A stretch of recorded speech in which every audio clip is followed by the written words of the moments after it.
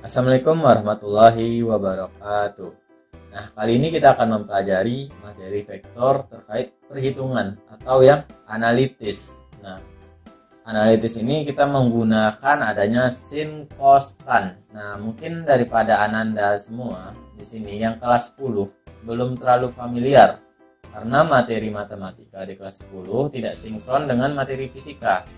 Nah, sin cos tan ini sudah dibutuhkan sekarang, tapi di matematika belum dipelajari. Nah, oleh karena itu, nanti kita akan mempelajari saja cukup yang dasar-dasarnya saja. Oke, nah, kita lihat komponen vektor itu apa? Komponen vektor menurut arah sumbu kartesius, yaitu komponen arah X dan arah Y. Contoh, nah kita lihat di sini, ada vektor F nilainya 10 Newton.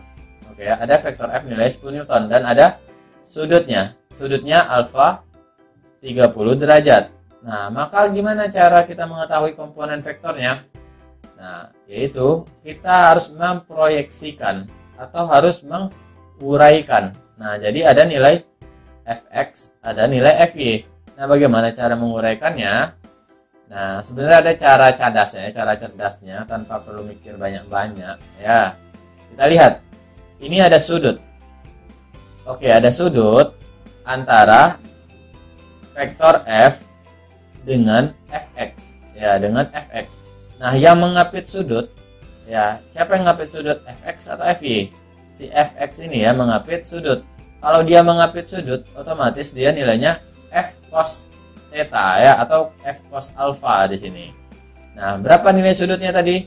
30 derajat. Maka kita menggunakan cos untuk dia mengapit. Oke, nah perhatikan untuk fy lagi. Nah, karena sudutnya diapit oleh fx, ya, maka si fy ini tidak mengapit. Nah, yang tidak mengapit sudut ini, ya, nilainya adalah sin.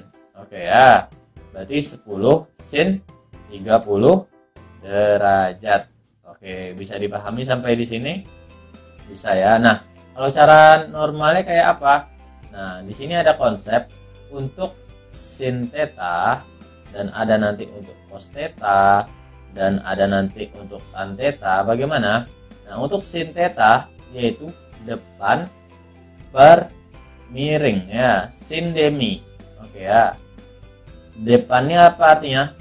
Depan sudut ya, depan sudut per sisi miring. Oke, perhatikan contoh yang untuk vektor f di sini. Depannya apa di sini untuk yang sin theta? Nah, ada nilainya fy ya. Oke. Nah, perhatikan di sini ada vektor fy. Ini kita pindahkan ke sebelah sini. Sama ya. Nah, pindahkan ke sini. Artinya apa? Depan sudutnya siapa? Fy. Per miring. Miringnya apa? F. Makanya nanti kalau kita balikkan rumusnya, kita kali silang.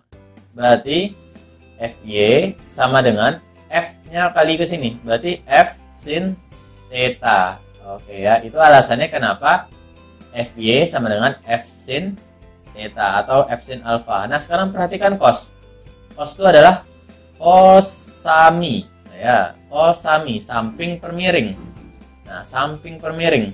Kita lihat, perhatikan sudut yang 30 derajat ini, sampingnya itu siapa? Samping sudut, yaitu ada fx. Nah, miringnya apa? F. Nah, kita kali silang ya. Berarti fx sama dengan f cos theta. Oke. Nah, kalau tan theta gimana? Tan theta itu rumusnya adalah desa, tan desa ya. Nah, D itu apa? Depan. Nah, depannya apa? Depan sudut. Nah, depan sudut adalah fy, sampingnya adalah fx. Nah, itu ya kalau pakai cara normal. Nah, jadi ini kita ajarin cara cepat aja ya. Untuk yang mengapit sudut itu cos, nah, ya, dan untuk yang tidak ada mengapit sudut sin.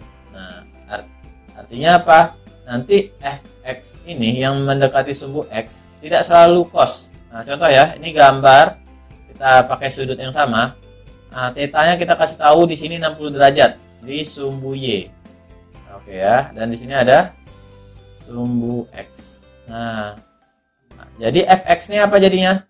Nah, karena dia tidak mengapit sudut, berarti nilainya adalah f sin theta dan fy adalah f cos theta.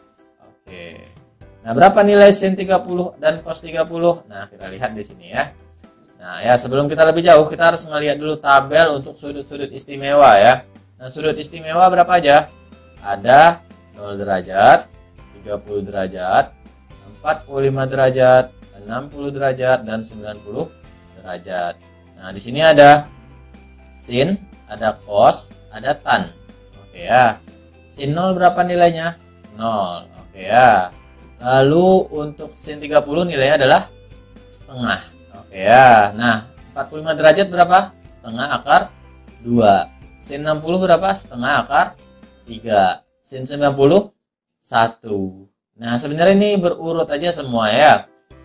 Kenapa sin 30 nilai setengah? Karena sebenarnya ini adalah setengah akar 1. Akar 1 berapa nilainya? 1. Nah, oke ya, jadi berurut saja. Nah, dan coba perhatikan lagi, sin 90 derajat kenapa nilainya 1? Karena kalau secara berurutan nilainya adalah setengah akar 4. Akar 4 berapa? 2. 2 per 2 berapa? 1. Nah, ya jadi setengah akar 4 nih, cara mudahnya diganti dengan 1 saja. Oke. Nah, untuk cos gimana? Nah, untuk cos itu kebalikannya. Berarti cos 0 1, cos 30 setengah akar 3. Nah, cos 45 sama ya, setengah akar 2, dan cos 60 nilainya setengah, dan cos 90 nilainya 0. Oke ya. Nah, cara mudahnya gimana? Pakai 5 jari ya. Nah, pakai 5 jari dari jempol itu sudutnya 30, habis itu nanti telunjuk 30, jari tengah 45, jari manis 60, kelingking 90. Nah, cara mudahnya gitu ya. Nah, untuk yang tan gimana? Tan 0 nilainya berapa? Tan 0. Nah, tan 0 itu nilainya adalah 0 ya. Oke. Nah, selanjutnya untuk tan 30 derajat nilainya adalah sepertiga akar 3. Lalu tan 45 derajat nilainya adalah 1. Dan tan 60 derajat nilainya adalah akar 3. Dan untuk tan 90 nilainya tak hingga. Nah, sebenarnya sudutnya apakah cuma sampai 90? Tidak ya, sampai nanti sudut 360. Nah, nanti itu dipelajari lebih lanjut di pembelajaran matematika. Tapi ini wajib ya, yang sudut istimewa, karena nanti bakal ditanya. Ya, bakal ditanya dan dibutuhkan. Malah di beberapa soal nanti ada sudut yang 120. Nanti kita pelajari jika ada soal yang keluarnya sudut 120. Nah, sekarang kita lihat pada gambar. Nah, di sini ada dua buah vektor ya. Ada F1, ya, ada F1 dan ada F2. Nah, kalau dia sudutnya miring seperti ini, berarti kita perlu memproyeksikannya. Nah, cara memproyeksikan bagaimana? Nah, kita gambar dulu vektor F1 sepanjang apa dia. Nah, kita buat garis titik-titik. Ya. Kita proyeksikan ke sumbu X dulu. Nah, baru kita tarik nanti di sini. Berarti di sini adalah F1X. Oke ya. Nah, lalu kita proyeksikan lagi terhadap sumbu Y. Maka di sini adalah F1Y. Nah, F1X berapa nilainya? Nah, ini dia ya. Karena sudutnya adalah alfa 1, maka F1 cos alfa 1. Nah, lalu di sini ada lagi nih. Untuk yang F1Y gimana? F1 sin alfa 1. Nah, sekarang kita fokus lagi nih ya untuk vektor F2. Nah, proyeksikan. Nah, dapat F2 cos alfa. Kenapa? Karena ini nilainya adalah F2X. Oke ya. Lalu ini lagi proyeksikan terhadap sumbu Y. Berarti ini F2Y. F2 sin alfa 2. Oke, nah nanti kalau di soal ditanya gimana? Berapa total daripada sigma Fx? Ya, dan berapa nanti total dari sigma Fy? Nah, perlu diperhatikan, kita di sini nggak perlu mempelajari kuadran ya. Cukup kita sepakati untuk segala vektor yang arahnya ke kanan, arah panahnya ke kanan, nilainya positif. Tapi kalau ada arahnya ke kiri, nilainya negatif. Begitupun atas dengan bawah. Kita anggap, kita sepakati yang arah vektornya ke atas itu nilainya positif, yang arah vektornya ke bawah negatif. Nah, coba kita jumlahkan. Sekarang kita perhatikan yang sigma fx. Berarti perhatikan saja untuk pada sumbu x. Nah, ada berapa vektor pada sumbu x di sini?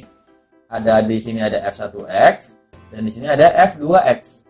Oke ya, berarti f1x dikurang dengan f2x. Nah, oke, kita coba uraikan berarti f1 cos alfa 1 kurang dengan f2 cos alfa 2. Nah, sekarang sigma Fy lagi atas dengan bawah. Oh, ternyata semuanya arahnya ke atas. Ya sudah, kita jumlahkan saja. Berarti F1Y ditambah dengan F2Y. Tidak ada yang negatif karena arah panahnya semua sama-sama ke atas. Nah, nanti ini tinggal diuraikan. Sampai sini bisa dipahami? Jika nanti ada yang mau ditanya, silakan chat di kolom komentar di bawah. Nah, selanjutnya penjumlahan cara analitis untuk sudut apit antara 0 sampai 180 derajat. Nah, perhatikan. Nah, pakai tadi rumusnya ini. A kuadrat akar A kuadrat tambah B kuadrat tambah 2AB cos theta. Oke. Nah, kalau sudutnya 90 derajat, sudut apitnya gimana? Oh, ini gampang ya, di SD udah ketemu ya, mencari sisi miring. Pakai Pythagoras. Akar A kuadrat tambah B kuadrat. Selanjutnya, kalau dia segaris dan searah gimana? Kalau dia segaris dan searah, nah, ya udah tinggal ditambahin vektor A tambah dengan vektor B. Oke. Nah, kalau arahnya berlawanan gimana antara A dengan B? Ya diberi tanda negatif aja. Yang mana yang berlawanan? Nah, oke, berarti nanti A kurang B. Selanjutnya, arah vektor resultan. Nah, arah vektor resultan untuk sudut apit antara 0 derajat dan 180 derajat. Nah, kita lihat. Nah, ini perlu diingat ya rumusnya. Ada R per sin theta. Oke ya. R per sin theta.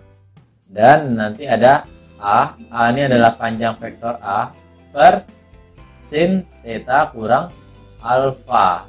Oke ya. Sin theta kurang alfa. Selanjutnya untuk yang B gimana? B per sin alfa. Nah, ini penggunaannya bagaimana?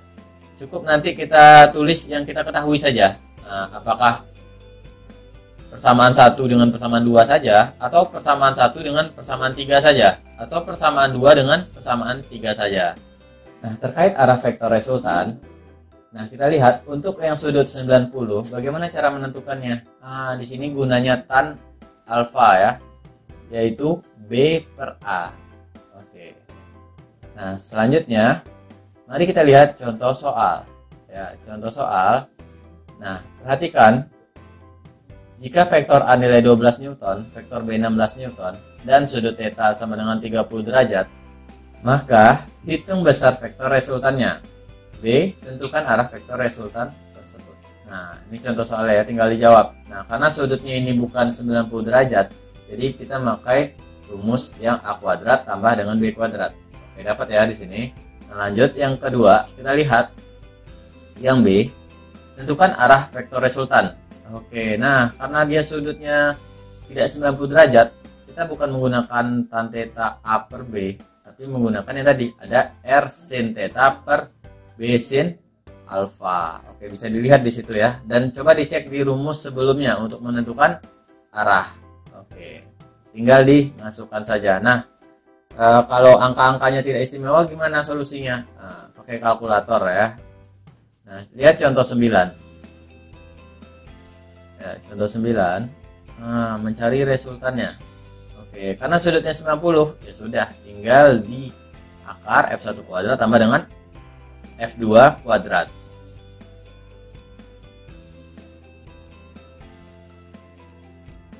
Nah, kita lihat contoh soal 10. Nah, kita jumlahkan ya.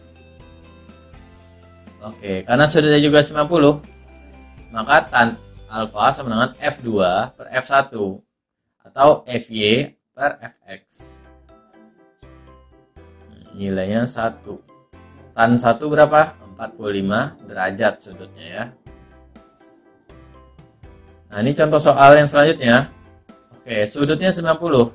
Ya udah, pakai ini saja. Langsung ya. 16 tambah 3 akar 25. Oke, nah ini soal latihan, silahkan dikerjakan di buku latihannya. Lihat ini soal yang pertama, terus ini soal kedua ya, dan ini soal ketiga. Nah, jika ada pertanyaan silahkan komen di kolom komentar. Baik, sekian pertemuan kita hari ini, berarti materi vektor kita sudah selesai ya, satu bab dari video yang sebelumnya dan video yang ini. Baik, sekian pertemuan hari ini. Assalamualaikum warahmatullahi wabarakatuh.